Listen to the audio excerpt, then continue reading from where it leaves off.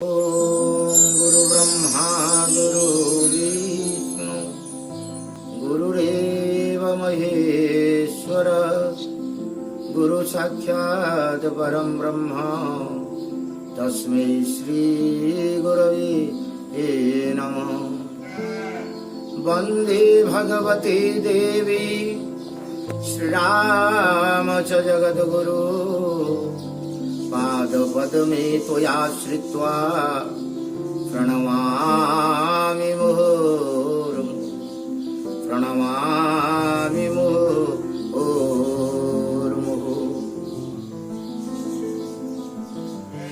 श्रद्धाशील भक्तजन दिन समस्त लोक माने गोटे स्थान रे बसी थांती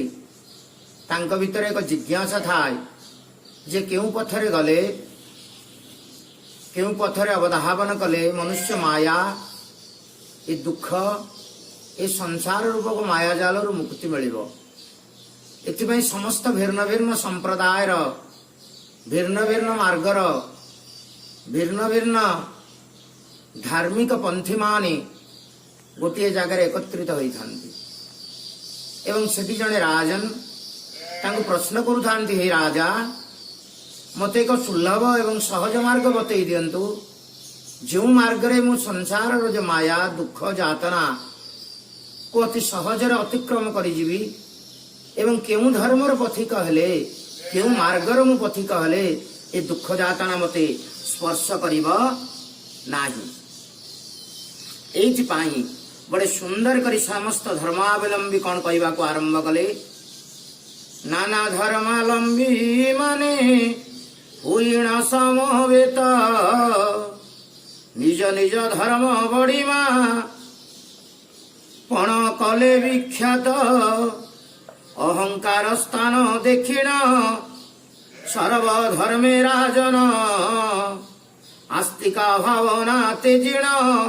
हेले नास्तिक गुण। भिन्न भिन्न संप्रदायर जो मुख्य मानकर अहंकार को देखी मन भितर राजा बड़े दुख कले तांको भितर आस्तिक भावना बदल रे धर्म प्रति आस्था बदल रे अनास्था सृष्टि हैला। एथि पाई से कौन कले ना सेमानंक भितरे जने ब्राह्मण को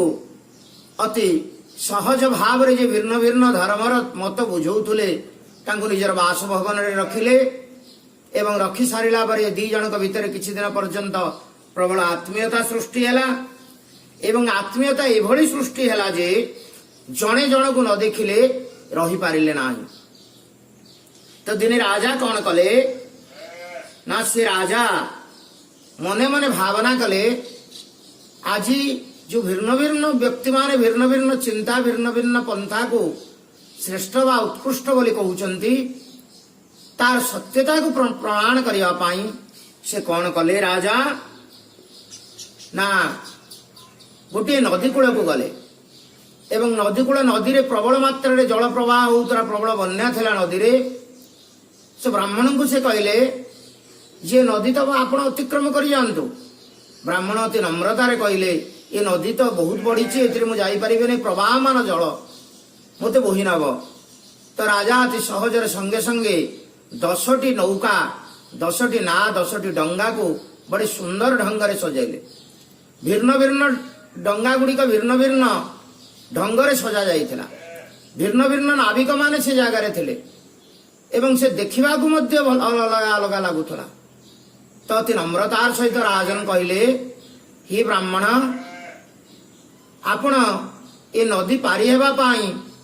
जेकोसी डंगारे आपण प्रवेश करि जानतु। जे धर्म विषय रे जे अधिक ज्ञानी बोली निजको भाबुतला निजर धर्म को श्रेष्ठ बोली चिंतन करुतला निजर थिबा मार्ग को सर्वश्रेष्ठ मार्ग बोली युक्ति द्वारा उपस्थापन करुतला। से ब्राह्मण जनक शेष द्वंद्व रे पड़ी गले ए डंगारु से डंगा से डंगारु से डंगा से डंगारु से डंगा एभली 10टी डंगा उपरे चढ़िले एवं कौ डंगारे से नदी पारी हेबे सिद्धांत करि पारिले नाही। तो राजन कौन कले ना जबरदस्ती गोटे डंगारे तांको बसैले एवं बसैकी जे नाउरी ताको कहिले डंगा पारी करिदबा पाई। କେଉଁ ନାବେ ପାଦ ନ ଦେଇ ଭୟ କରେ ବ୍ରାହ୍ମଣ ମାତ୍ର ଇଚ୍ଛା ତାର ପ୍ରବଳ ନୌକା କ୍ରୀଡ଼ାରେ ଜାଣ ଜଳ ଭୟ ଦୂର କଲେ ସେ ପୁଣି ହେଲେ ରାଜନ ଗୋଟିଏ ନାବରେ ବସାଇ କଳ କୌଶଳେ ପୁଣ ମନ ଭିତରେ ଜଳ କ୍ରୀଡ଼ା କରିବାକୁ ଇଚ୍ଛା ଅଛି ନଦୀକୁ ଅତିକ୍ରମ କରିବାର ଇଚ୍ଛା ଅଛି କିନ୍ତୁ ସେ ଡଙ୍ଗା ବାଛି ପାରୁନାହାନ୍ତି ରାଜନ କଣ କଲେ ଜବରଦସ୍ତି ଗୋଟିଏ ଡଙ୍ଗାରେ ବସେଇଲେ ଏବଂ ନଦୀକୁ ପାର କରିଦେଲେ ଯେତେବେଳେ ନଦୀ ଆରପଟେ ପାରି ହେଇଗଲା ସେତେବେଳେ ପ୍ରଶ୍ନ କଲେ ରାଜନ ହେ ବ୍ରାହ୍ମଣ ଆପଣଙ୍କର ଯୋଉ ଉଦ୍ଦେଶ୍ୟ ସେ ଉଦ୍ଦେଶ୍ୟ ସଫଳ ହେଲା କି ନାହିଁ ଆପଣ ଜଳ କ୍ରୀଡ଼ା କଲେ କି ନାହିଁ ଆପଣ ଏତେ ବନ୍ୟା ଆସୁଥିବା ନଦୀକୁ ଅତି ସହଜରେ ଅତିକ୍ରମ କରିଗଲେ କି ନାହିଁ ବ୍ରାହ୍ମଣ କଣ କଲେ କହିଲେ ହଁ ମୁଁ ଅତିକ୍ରମ ଅତି ସହଜ ଭାବରେ କରିଗଲି ସେଠୁ କଣ ହେଲା ନା ଭୟ ଦୂରେ ଗତ ହୁଅନ୍ତେ ସବୁ ନାବେ ବସିଣ ଜଳ ରାଶି ପାର ହୋଇଲେ ସଙ୍ଗେ ଘେନି ରାଜନ କହିଲେ ଏବେ ଆମର ଉଦ୍ଦେଶ୍ୟ ସମ୍ପନ୍ନ ହେଇଗଲା ତେଣୁ ଆମେ ଯୋଉ ଭିନ୍ନ ଭିନ୍ନ ଯୁକ୍ତି କରୁଥିଲେ ଆପଣମାନେ ନିଜର ପାଣ୍ଡିତ୍ୟତାକୁ ଦେଖେଇବା ପାଇଁ ନିଜ ଧର୍ମକୁ ଶ୍ରେଷ୍ଠ କରିବା ପାଇଁ ନିଜର ମାର୍ଗକୁ ଶ୍ରେଷ୍ଠ ପ୍ରତିପାଦନ କରିବା ପାଇଁ ଆପଣ ଯୋଉ ଯୁକ୍ତି କରୁଥିଲେ ସେ ଯୁକ୍ତି ପ୍ରକୃତରେ ଆପଣ ଦେଖନ୍ତୁ ଆମେ ଯେକୌଣସି ଡଙ୍ଗାରେ ବା ଯେକୌଣସି ସୁସ୍ଥ ନୌକାରେ ଆମେ ଭବତରଙ୍ଗିଣୀକୁ ପାର କରିଯିବା ତେଣୁ ଧର୍ମ ନାଁରେ ପନ୍ଥ ନାଁରେ ଅଯଥା ଯୁକ୍ତି ବା ତର୍କ କରିବାର କିଛି ମାନେ ହୁଏ ନାହିଁ ଏବଂ ରାଜନ ଯିଏ ନିଜେ ଜିଜ୍ଞାସୁ ଥିଲେ ସେ ବ୍ରାହ୍ମଣଙ୍କୁ ପଣ୍ଡିତଙ୍କୁ ବୁଝେଇ ଦେଲେ କୋଉ ଢଙ୍ଗରେ ବୁଝେଇଲେ ଇଚ୍ଛା ସୁଖେ ଧର୍ମ ଆଚରି ବୁଝି ତୁହି ରାଜନ ବୋଇଲେ ପ୍ରବୀଣ ବ୍ରାହ୍ମଣ ତହୁ ଏହି ବଚନ ସର୍ବଧର୍ମ ସମାନ ଅଟେ ଏହି ଭାବରେ ନାନା ରଙ୍ଗେ ନାବ ହେଲ କି ହେବ ବାରିତ କରେ ବାହାରୁ ବହିଦୃଷ୍ଟିରୁ ଭିନ୍ନ ଭିନ୍ନ ପନ୍ଥ ଭିନ୍ନ ଭିନ୍ନ ଧର୍ମ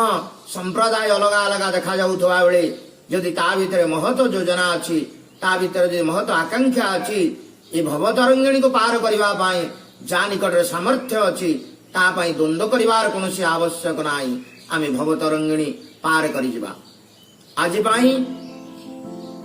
এই কথা এতিকিরে